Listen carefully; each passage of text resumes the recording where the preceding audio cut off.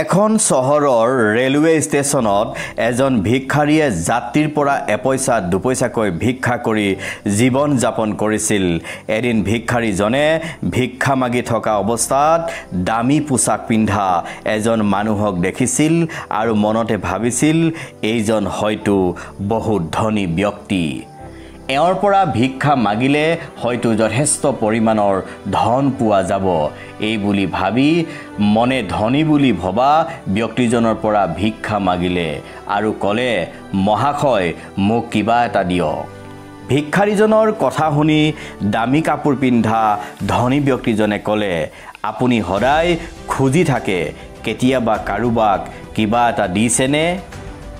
আপুনি যদি আনক নিদিয়ে আনৰ পৰা কেনেকৈ পাব?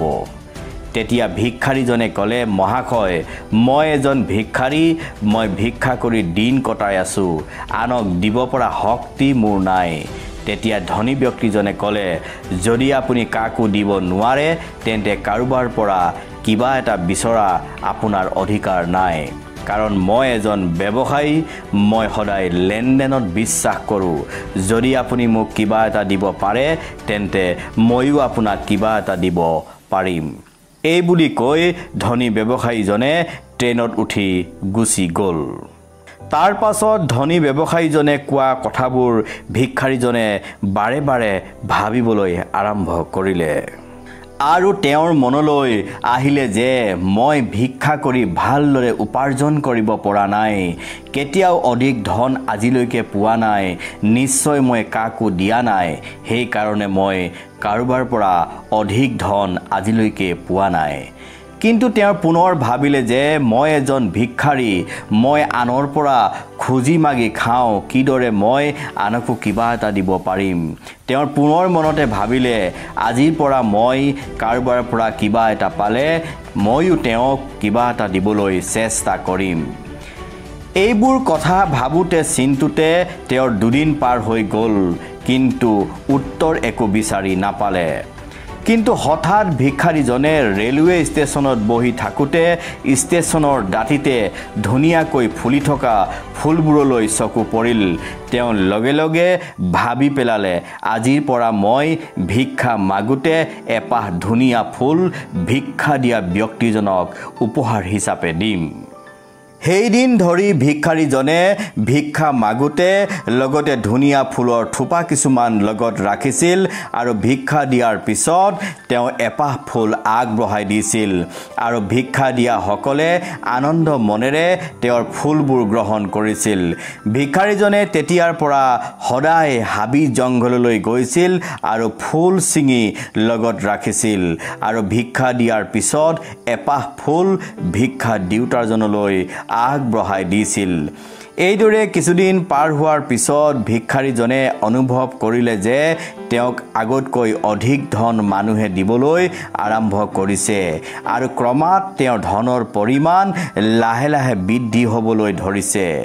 ৰাতিপুৱা হাবি জংঘলৰ পৰা ফুল ছিঙাটো তেওঁৰ বাবে প্ৰধান কৰ্ম হৈ পৰিছিল। কিন্তু যেতিয়া ফুল ছিঙোতে ফুলবোৰ শেষ হৈ গৈছিল আৰু লগত ফুল ৰাখিব পৰা নাছিল, তেতিয়া কিন্তু ক্ৰমাৎ পুনৰ ভিক্ষা কৰোঁতে পোৱা ধনৰ পৰিমাণ কমি আহিবলৈ ধৰিছিল।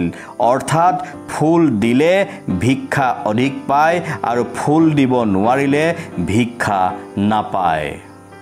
এদিন ভিক্ষাৰীজনে ৰেলৱে ষ্টেচনত বহি থাকোঁতে পুনৰ আগৰ সেই দামী পোছাক পিন্ধা ধনী ব্যক্তিজনক ট্ৰেইনত বহি থকা দেখা পালে আৰু লগে লগে তেওঁৰ ওচৰলৈ গৈ ক'লে, আজি আপোনাক দিবলৈ মোৰ লগত ধুনীয়া এপাহ ফুল আছে, এই ফুলপাহ লওক আৰু মোক ভিক্ষাৰ নামত কিবা এটা দিয়ক। তেতিয়া লগে লগে ধনী ব্যক্তিজনে ভিক্ষাৰীজনক কিছু ধন দিলে আৰু ক'লে, মই আজি বহুতো আনন্দ পাইছোঁ, কাৰণ আপুনিও আজি মোৰ দৰে এজন সফল ব্যৱসায়ীলৈ ৰূপান্তৰিত হ'ল, আপুনিও ভিক্ষাৰীৰ পৰা এজন বেপাৰীলৈ ৰূপান্তৰিত হ'ল। এই বুলি কৈ ধনী ব্যক্তিজনে ট্ৰেইনৰ পৰা নামি ক'ৰবালৈ গুচি গ'ল। কিন্তু ভিক্ষাৰীজনে ধনী মানুহজনে কোৱা কথাখিনি বাৰে বাৰে ভাবিবলৈ ধৰিলে আৰু মুখত হাঁহি বিৰিঙি উঠিল।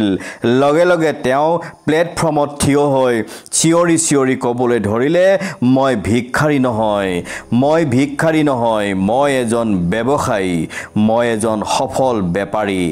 ভিক্ষাৰীজনক মানুহে দেখি পাগল হ'ল বুলি ভাবি তেওঁৰ ওচৰৰ পৰা আঁতৰি গ'ল।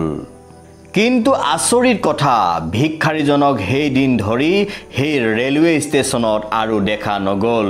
কোনেও ক'ব নোৱাৰিলে সদায় ভিক্ষা মাগি খোৱা ভিক্ষাৰীজন ক'লৈ গ'ল।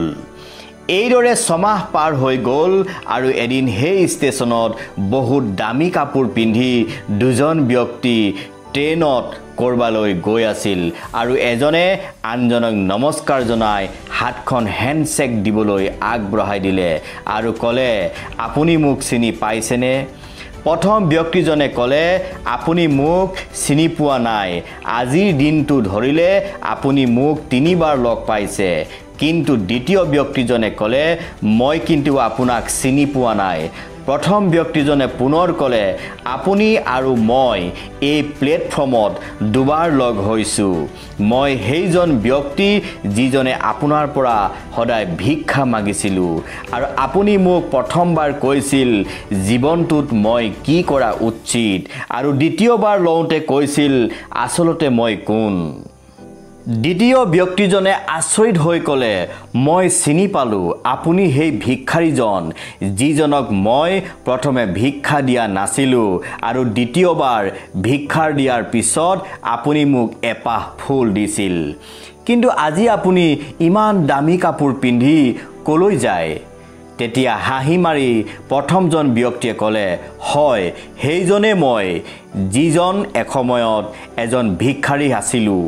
কিন্তু আজি মই এজন বিখ্যাত ফুলৰ ব্যৱসায়ী। মোৰ ফুলৰ ব্যৱসায় আছে।